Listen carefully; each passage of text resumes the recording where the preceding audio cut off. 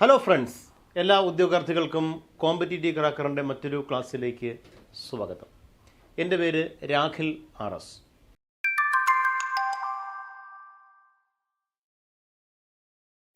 നമ്മളിന്ന് police driver notification വന്നു കഴിഞ്ഞു. നിങ്ങൾക്കെല്ലാം അറിയാം, കേരളത്തിലെ എല്ലാ ഉദ്യോഗാർത്ഥികളും അല്ലേ വളരെ തീവ്രമായ പരിശീലനം ആരംഭിച്ചു കഴിഞ്ഞു.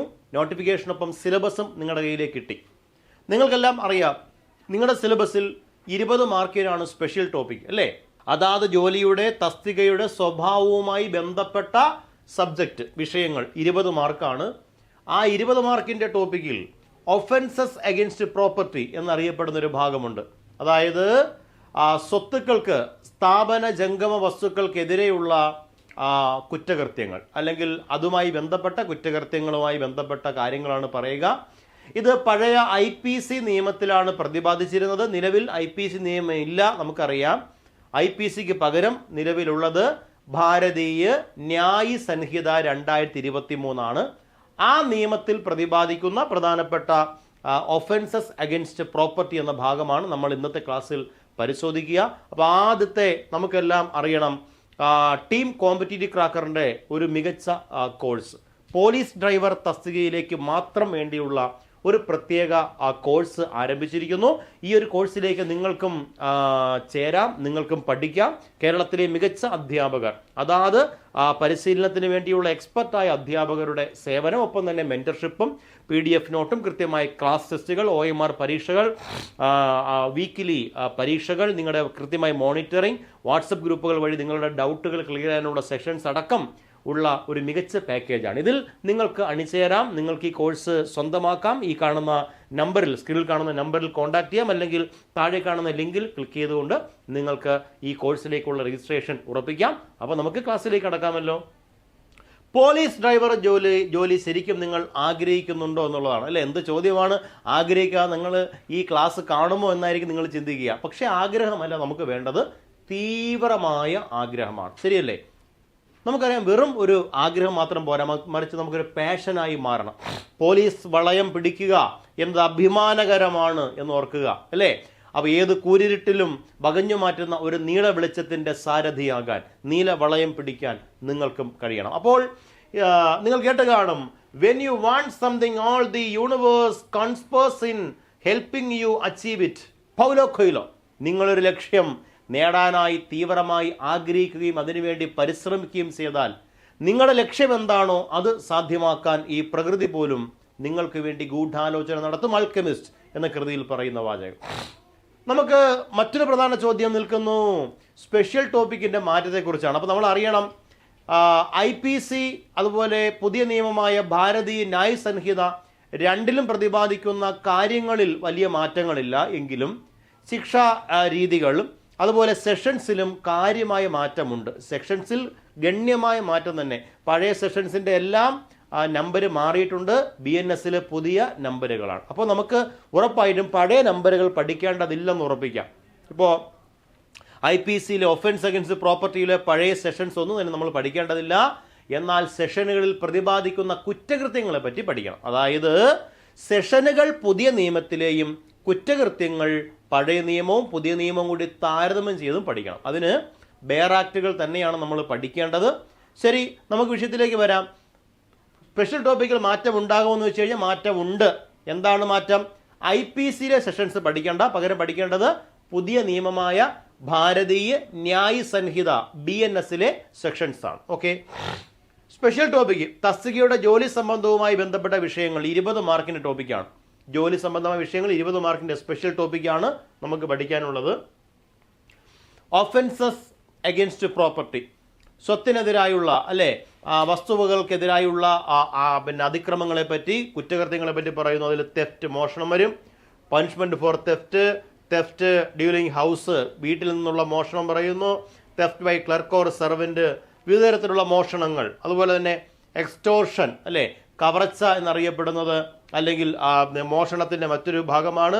അതുപോലെ തന്നെ എന്താണ്, റോബറി അല്ലെങ്കിൽ കൂട്ടക്കവർച്ച, സംഘ കവർച്ച എന്നൊക്കെ പറയുന്നുണ്ട് അല്ലേ.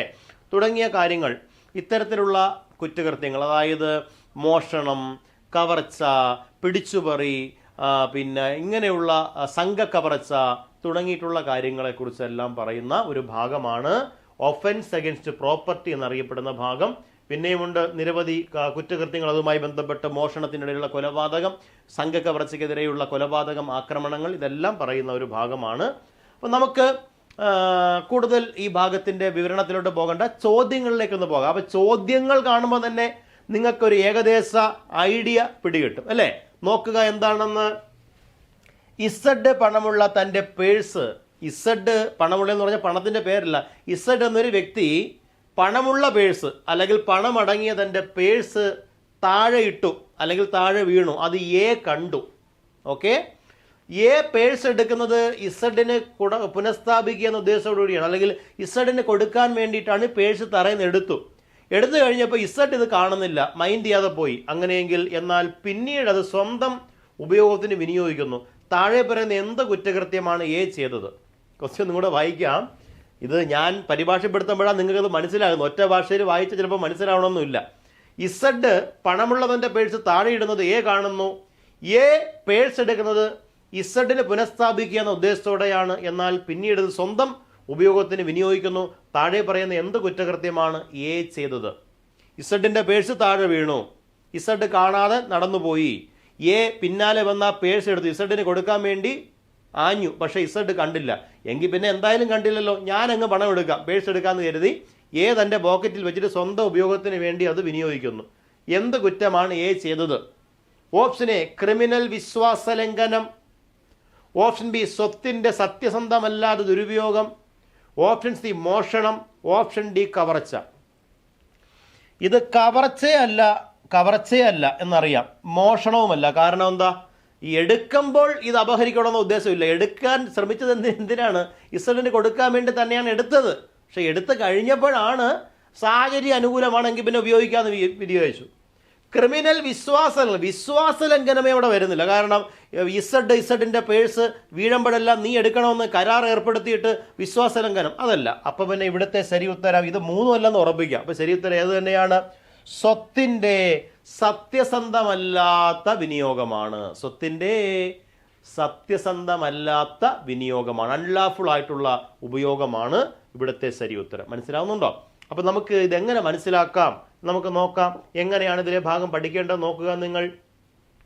ഭാരതീയ ന്യായ് സംഹിത BNS 2023 ഒഫൻസസ് അഗൈൻസ്റ്റ് പ്രോപ്പർട്ടി, സ്വത്തുക്കൾക്കെതിരായ, സ്ഥാപന ജംഗമ വസ്തുക്കൾക്കെതിരായുള്ള കുറ്റകൃത്യങ്ങളെ പറ്റി പറയുന്ന ചാപ്റ്റർ അധ്യായം 17 ഏത് അധ്യായമാണോ? 17.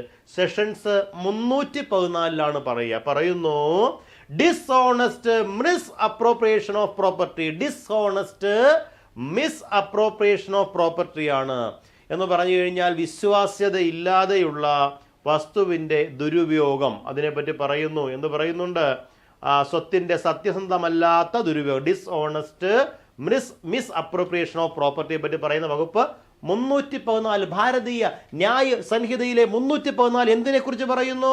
നമ്മൾ പറയുന്നു ഡിസ്ഹോണസ്റ്റ് മിസ് അപ്രോപ്രിയേഷൻ ഓഫ് പ്രോപ്പർട്ടിയെ പറ്റി പറയുന്നുണ്ട് അല്ലേ? നോക്കുക. വസ്തുക്കളുടെ സത്യസന്ധമല്ലാത്ത ദുർവിനിയോഗം, വസ്തുക്കളുടെ സത്യസന്ധമല്ലാത്ത ദുർവിനിയോഗത്തെ പറ്റി പറയുന്ന വകുപ്പാണ് എന്നറിയപ്പെടുന്നത് 314. BNS IPC വരും, പഴയ IPC ആണ്, ഇപ്പൊ BNS ആണ്. വകുപ്പ് മാറി. BNSന്റെ പുതിയ വകുപ്പ് ഏതാണ്? 314. ഓക്കെ.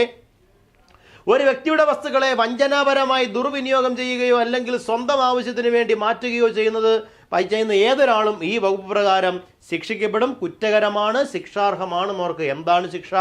2 വർഷം വരെയാകാവുന്ന തടവോ പിഴയോ രണ്ടും കൂടിയോ ലഭിക്കുക. 2 വർഷം വരെയാകാവുന്ന തടവോ പിഴയോ രണ്ടും കൂടിയോ ലഭിക്കാവുന്ന കുറ്റകൃത്യമാണ് എന്നറിയപ്പെടുന്നത് ഡിസ്ഓണസ്റ്റ് misappropriation of property.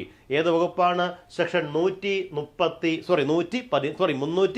Section 314 കിട്ടിയല്ലോ പറഞ്ഞത്. അപ്പോൾ എന്താ ശിക്ഷ? എന്താ സെക്ഷൻ 314 പ്രകാരം എന്താണ് പറയുക? സ്വത്തുക്കളുടെ അല്ലെങ്കിൽ വസ്തുക്കളുടെ സത്യസന്ധമല്ലാത്ത ദുർവിനിയോഗം ചെയ്യുന്ന ഏതൊരാളും കുറ്റകരമാണ്, ശിക്ഷിക്കപ്പെടുന്നു. കിട്ടുന്ന ശിക്ഷ എന്താണ്? 2 വർഷം വരെ ആകാവുന്ന തടവോ പിഴയോ രണ്ടും കൂടി ലഭിക്കാം. ഇത് ബെയിലബിൾ ഒഫൻസ് ആണെന്ന് പറഞ്ഞാൽ ജാമ്യം ലഭിക്കാവുന്ന കുറ്റകൃത്യമാണ് എന്ന കാര്യം കൂടി ഓർക്കണം. ഓക്കെ, അടുത്തൊരു ക്വസ്റ്റ്യൻ നോക്കിയാലോ. ഒരു കളവ് ചെയ്യണമെന്ന സ്വന്തം ഇഷ്ടപ്രകാരം മനഃപൂർവ്വമായി ആർക്കെങ്കിലും മരണമുണ്ടാക്കുന്നത് കുറ്റം ഏതാണ്? ഉണ്ടാക്കുന്ന കുറ്റം ഏതാണ്? ഒരു കളവ് ചെയ്യണമെന്ന് സ്വന്തം ഇഷ്ടപ്രകാരം മനഃപൂർവ്വമായി ആർക്കെങ്കിലും മരണമുണ്ടാക്കുന്ന കുറ്റം ഏതാണ്? ഒരു മോഷ്ടിക്കാൻ, ഇപ്പം നമ്മൾ കുറുവാ സംഘത്തിൻ്റെ വാർത്തകളൊക്കെ ഏറെ കാണുന്നതാണ് അല്ലേ? വീടിൻ്റെ പിൻവാതിൽ തുറന്ന് കയറുകയും കാണുന്നവരെ അടിച്ചു കൊല്ലുന്നു, മർദ്ദിച്ചു കൊല്ലുന്നു. എന്തിനു വേണ്ടി? മോഷ്ടിക്കാൻ വേണ്ടി, കളവിന് വേണ്ടി. അത്തരം കുറ്റകൃത്യം എന്താണെന്നാണ്. ഓപ്ഷൻ എ കവർച്ച, ഓപ്ഷൻ ബി മോഷണം, ഓപ്ഷൻ സി കഠിന ദേഹോപദ്രവം, ഓപ്ഷൻ ഡി ഭയപ്പെടുത്തി അപഹരിക്കൽ. ഓരോന്നിനും ഓരോ അർത്ഥമുണ്ട്. ഇതെല്ലാം ഒന്നാണെന്ന് തോന്നുന്ന മോഷണവും കവർച്ചയും സാധാരണ നമ്മൾ നാട്ടിൻ പ്രദേശത്ത് ഒരേ ഉദ്ദേശത്തിനാണ് ഉപയോഗിക്കുക. പക്ഷേ ഭാരതീയ ന്യായ സംഹിതയിൽ അല്ലെങ്കിൽ പഴയ IPC നിയമത്തിൽ മോഷണത്തിന് നിർവചനം വേറെ, കവർച്ച വേറെ, പിടിച്ചുപറി വേറെയാണ്. ഇതെല്ലാം വിശ്വാസ്യതയില്ലാത്ത സ്വത്തിൻ്റെ ദുരുപയോഗം വേറെ. ഇതെല്ലാം വേറെ വേറെ കുറ്റകൃത്യങ്ങളാണ്. മനസ്സിലായോ? ഇവിടെ ഉത്തരം ഭയപ്പെടുത്തി അപഹരിക്കലല്ല. കാരണം മരണം ഉണ്ടാക്കാവുന്ന കുറ്റമാണ്. ഭയപ്പെടുത്തി അപഹരിക്കലെന്ന് പറയാൻ പറ്റില്ല. പിന്നെയോ കഠിന ദേഹോപദ്രവം എന്നും പറയാൻ പറ്റില്ല. കാരണം മോഷണം എന്നൊരു ഇൻറ്റൻഷൻ അവിടെ ഉണ്ട്. കഠിന ദേഹോപദ്രവം അല്ല. പിന്നെയോ മോഷണമല്ല. പിന്നെ എന്താണെന്ന് വെച്ച് കഴിഞ്ഞാൽ കവർച്ചയാണ് ഇവിടുത്തെ ശരി ഉത്തരം. കവർച്ച. ഒരു കളവ് ചെയ്യണമെന്ന സ്വന്തം ഇഷ്ടപ്രകാരം മനഃപൂർവ്വമായി ആർക്കെങ്കിലും മരണമുണ്ടാക്കുന്ന കുറ്റകൃത്യത്തിനെ കവർച്ച എന്നാണ് പറയുക. മോഷണം എന്നാൽ എന്താ പറയുക? കവർച്ചയാണ്. അപ്പൊ എന്താണ് അതിന്റെ മാനദണ്ഡം? ഭാരതീയ ന്യായ സംഹിതയിലെ ഏത് വകുപ്പാണ്? ചാപ്റ്റർ 17 അധ്യായം 17 സെക്ഷൻ 309 റോബറി അല്ലെങ്കിൽ കവർച്ച. അപ്പൊ ഭാരതീയ ന്യായ സംഹിതയിലെ സെക്ഷൻ 17 ചാപ്റ്റർ 17 വകുപ്പ് 309 എന്തിനെ പറ്റി പറയുന്നു? റോബറി അല്ലെങ്കിൽ കവർച്ച. റോബറി അല്ലെങ്കിൽ കവർച്ചയാണ് അല്ലേ? In all robbery there is either theft or extortion.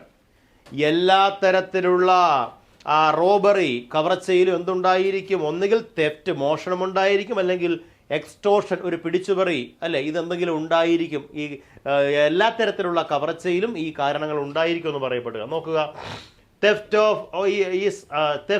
is robbery if in order to the committing of the theft or in committing of theft or in carrying away or attempting to carry away property obtained by the theft, the offender of that end voluntarily cause or attempt to cause any person death or hurt or wrongful restraint or fear of intent to death or of intent hurt or of intent wrongful restraint. അതായത് അന്യായമായി ഒരു പ്രതിയുടെ പിന്നെ തടഞ്ഞു വെക്കുക, ആക്രമിക്കുക, മരണം സംഭവിക്കാമെന്ന ഭയം ഉളവാക്കുക, ഇത്തരം പ്രവൃത്തികളോടുകൂടിയ മോഷണത്തെ മോഷണം എന്നല്ല വിളിക്കേണ്ടത്. എന്ത് പറയേണ്ടത്?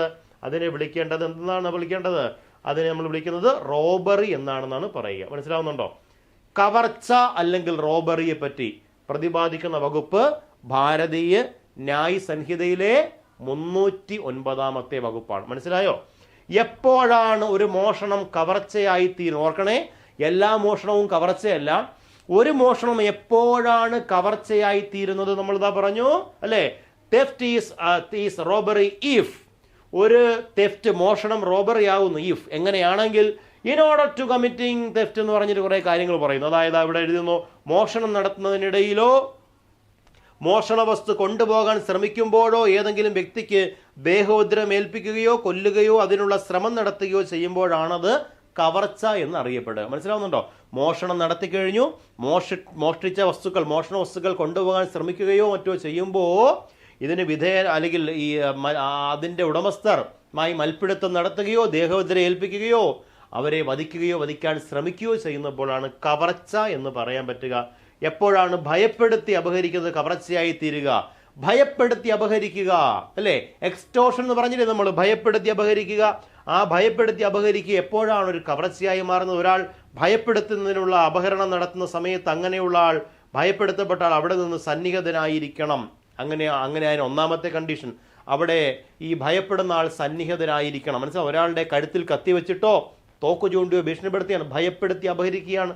2, ഭയപ്പെടുത്തിയ ആൾക്കോ അല്ലെങ്കിൽ മറ്റേതെങ്കിലും ആൾക്കോ ഉടനടി മരണമോ ദേഹോപദ്രവമോ അന്യായമായ തടസ്സമോ ഉണ്ടാകുമെന്ന് ഭയപ്പെടുത്തിയാവണം അയാൾ അപ്രകാരം ഭയപ്പെടുത്തി അപഹരണം നടത്തിയിരിക്കുക. 3, ഭയപ്പെട്ട ആൾ ഉടൻ തന്നെ അവിടെ വെച്ച് അപഹരിക്കപ്പെട്ട സാധനം അയാൾക്ക് കൈമാറിയിരിക്കണം. കണ്ടോ, ഈ 3 കണ്ടീഷൻസിലാണ് എന്നറിയപ്പെടുന്നത് നമ്മൾ ഈ ഭയപ്പെടുത്തി അപഹരിക്കുന്നത് കവർച്ചയായി തീരും. അപ്പോൾ ഒരു മോഷണം കവർച്ചയായി മാറുന്നത് എപ്പോഴാണ് നമ്മൾ പറഞ്ഞു. എപ്പോഴാണ് മോഷണം കവർച്ചയായി മാറി? ഏതൊരു കവർച്ചയിലും 2 കാര്യങ്ങൾ ഉണ്ടായിരിക്കും. എന്ത്? ഒന്ന് തെഫ്റ്റ് ഉണ്ടായിരിക്കും, എക്സ്റ്റോർഷൻ ഉണ്ടായിരിക്കും. തെഫ്റ്റ് എന്ന് പറഞ്ഞാൽ മോഷണം എന്ന് പറയും. തെഫ്റ്റ് എന്ന് പറയുന്നത് മോഷണമാണ് അല്ലേ. രണ്ടാമത്തെ നമ്മൾ പറഞ്ഞു, എന്ത് പറഞ്ഞു? എക്സ്റ്റോർഷൻ എന്ന് പറഞ്ഞാൽ എന്താണ്? ഭയപ്പെടുത്തി അപഹരണമാണ്. ഭയപ്പെടുത്തി അപഹരണം. അപ്പോൾ മോഷണമാകുന്ന എപ്പോഴാണ്? മോഷണ വസ്തു കൊണ്ടുപോകാൻ ശ്രമിക്കുമ്പോൾ ആക്രമിക്കുന്നു, ഭയമുളവാക്കുന്നു, വധിക്കുന്നു, അല്ലെങ്കിൽ വധിക്കാൻ ശ്രമിക്കുന്നു. അതാണ് കവർച്ച. എന്നാൽ ഒരു ഭയപ്പെടുത്തി അപഹരിക്കാൻ ശ്രമിക്കുമ്പോൾ എപ്പോഴാണത് കവർച്ചയായി മാറുക? ഭയപ്പെടുത്തി അപഹരിക്കാൻ ശ്രമിക്കുമ്പോൾ അതിനെ കവർച്ചയെന്ന് വിളിക്കണമെങ്കിൽ ഒന്നാമത്തത്, ഒരാൾ ഭയപ്പെടുത്തിയിട്ടുള്ള അപഹരണം നടത്തുന്ന സമയത്ത് അങ്ങനെയുള്ള ആൾ അവിടെ സന്നിഹിതരായിരിക്കണം. ഒരാളുടെ ഫോണിൽ വിളിച്ചിട്ടല്ല, നേരിട്ട് അയാളെ ഭയപ്പെടുത്തിയിരിക്കണം. ഭയപ്പെടുത്തിയായി തോക്ക് ചൂണ്ടി, നേരിട്ട് കത്തി ചൂണ്ടി അപഹരിക്കുന്നു. മനസ്സിലാവുന്നുണ്ടോ? രണ്ടാമത്തെ കണ്ടീഷൻ, ഭയപ്പെടുത്തിയ ആൾക്കോ അല്ലെങ്കിൽ മറ്റേതെങ്കിലും ആൾക്കോ ഉടനടി മരണമോ ദേഹോദ്രവോ അന്യായമായ തടസ്സമോ ഉണ്ടാകുമെന്ന് ഭയപ്പെടുത്തിയിട്ടാകണം അയാൾ അത്തരത്തിൽ അപഹരണം നടത്തുക. ഇപ്പോൾ തന്നെ കൊല്ലും, അല്ലെങ്കിൽ തൻ്റെ വെടിവെക്കും, അല്ലെങ്കിൽ തൻ്റെ കഴുത്ത് മുറിക്കും, ഇങ്ങനെയൊക്കെ ഭീഷണിപ്പെടുത്തിയിട്ടാണ് അയാൾ മോഷണം നടത്തുന്നത്. അങ്ങനെയെങ്കിൽ അതും അതിനെ കവർച്ചയായി കണക്കാക്കാം. മൂന്നാമത്തെ കണ്ടീഷൻ, ഭയപ്പെട്ട ആൾ ഉടൻ തന്നെ അവിടെ വെച്ച് അപഹരിക്കപ്പെട്ട സാധനം അയാൾ കൈമാറിയിരിക്കണം. ഇങ്ങനെ കഴുത്തിൽ കത്തിവെച്ചോ തോക്ക് ചൂണ്ടിയോ മറ്റോ ഭീഷണിപ്പെടുത്തി ഭയപ്പെടുത്തി അപഹരിക്കുമ്പോൾ ആ ഭയന്ന് അയാൾ എന്തെങ്കിലും വിലപിടിപ്പുള്ള വസ്തുക്കളോ മറ്റോ എന്ത് ചെയ്യണം? ഈ മോഷ്ടാവിന് കൈമാറിയിരിക്കണം. ഈ 3 കണ്ടീഷൻസും സാറ്റിസ്ഫാക്ഷൻ ആണെങ്കിൽ ആ 3 കണ്ടീഷൻസും അത് ഭയപ്പെടുത്തിയുള്ള അപഹരണമല്ല, പിന്നെന്താണ്? കവർച്ചയായി കണക്കാക്കും. മനസ്സിലാവുന്നുണ്ടോ? ഭയപ്പെടുത്തിയ അപഹരണമല്ല, പിന്നെ എന്താണ്? കവർച്ച. അപ്പോൾ ഏതൊരു കവർച്ചയും അത് മോഷണവും അതുപോലെ ഭയപ്പെടുത്തിയുള്ള അപഹരണവും ഉൾപ്പെടുന്നു എന്ന് ഓർത്തിരിക്കണം, മറക്കരുത്. ഓക്കെ അല്ലേ പറഞ്ഞത്? അപ്പോൾ എക്സ്റ്റോർഷൻ അല്ലെങ്കിൽ ഭയപ്പെടുത്തിയുള്ള അപഹരണത്തെ പറ്റി പറയുന്ന വകുപ്പ് 308 അപ്പോൾ നമ്മൾ പറഞ്ഞു കവർച്ച അല്ലേ. കവർച്ചയെ പറ്റി പ്രതിപാദിക്കുന്ന ഇന്ത്യൻ അല്ലെങ്കിൽ പഴയ ഇന്ത്യൻ ശിക്ഷാ നിയമം അല്ലെങ്കിൽ ഭാരതീയ ന്യായ സംഹിതയിലെ വകുപ്പ് ഏതാണ്? 309 റോബറി. 309 റോബറിയാണ് എന്ന് പറഞ്ഞു അല്ലേ. അങ്ങനെയെങ്കിൽ നമ്മൾ പറഞ്ഞു എപ്പോഴാണ് 309 റോബറി ഒരു മോഷണം റോബറിയായി മാറുന്നത് പറഞ്ഞു. പിന്നെ നമ്മൾ പറഞ്ഞു സെക്ഷൻ 308 എക്സ്റ്റോർഷൻ, അതായത് ഭയപ്പെടുത്തിയുള്ള അപഹരണം അല്ലേ. 308 എന്താണ് ഭയപ്പെടുത്തിയുള്ള അപഹരണം? ഒരാൾക്ക് ഭയപ്പെടുത്തിയുള്ള അപഹരണം നടത്തിയെന്ന് പറയാവുന്ന പ്രവൃത്തികൾ എന്താണ്? ഒരാൾ മറ്റൊരാളുടെ മനഃപൂർവ്വം ഭയപ്പെടുത്തിയിരിക്കണം. എന്തിനു വേണ്ടിയിട്ട്? അപഹരിക്കാൻ വേണ്ടി. 2, അപ്രകാരം ഭയപ്പെടുത്തിയിരിക്കുന്ന ആൾക്കോ അല്ലെങ്കിൽ അയാൾക്ക് താല്പര്യമുള്ള മറ്റേതെങ്കിലും വ്യക്തികൾക്കോ ഒരു ഹാനി ഉണ്ടാകുന്ന തരത്തിലായിരിക്കണം. മനസ്സിലാവുന്നുണ്ടോ? അതുപോലെ തന്നെ അപ്രകാരം ഭയപ്പെടുത്തിയത് വഴി ഭയപ്പെട്ട ആൾ ഒരു വസ്തുവോ മൂല്യമുള്ള ഏതെങ്കിലും വസ്തുവോ ഒക്കെ തന്നെ എന്ത് ചെയ്യുന്നുണ്ട്? മുദ്ര വയ്ക്കപ്പെട്ടതോ ആയിട്ടുള്ള ഏതെങ്കിലും സാധനം ഒരാൾ കൊടുക്കാനായി നിർബന്ധിതനാകുന്നു. ഇതാണ് ഭയപ്പെടുത്തിയുള്ള അപഹരണം എന്ന് പറയാൻ പറ്റുക. അയാൾ അപ്രകാരം ചെയ്യുന്നതിന് അന്യായമായ ലാഭമോ അന്യായമായ നഷ്ടമോ വരുത്തണമെന്ന ഉദ്ദേശത്തോടെ ആയിരിക്കണം ഈ അപഹരിക്കുന്നത്. ഇതെല്ലാമാണ് ഭയപ്പെടുത്തിയുള്ള അപഹരണം. എക്സ്റ്റോർഷനെ പറ്റി പറയുന്നു. ഏത് വകുപ്പാണെന്ന് പറഞ്ഞു? ഭാരതീയ ന്യായ സംഹിതയിലെ 308 വകുപ്പാണ് അപഹരണം. എക്സ്റ്റോർഷനെ പറ്റി പറയുന്നു. മനസ്സിലാവുന്നുണ്ടോ? ഇനി നമ്മൾ ആദ്യം പറഞ്ഞു തെഫ്റ്റ്, മോഷണം 303 വകുപ്പാണ്. മനസ്സിലാവുന്നുണ്ടോ? മോഷണത്തെ പറ്റി പറയുന്ന വകുപ്പ് ഏതാണ്? 303. അപ്പം 303 മോഷണം. അതുപോലെ ഭാരതീയ ന്യായ സംഹിതയിലെ 308 വകുപ്പ് എന്തിനെ പറ്റി പറയുന്നു?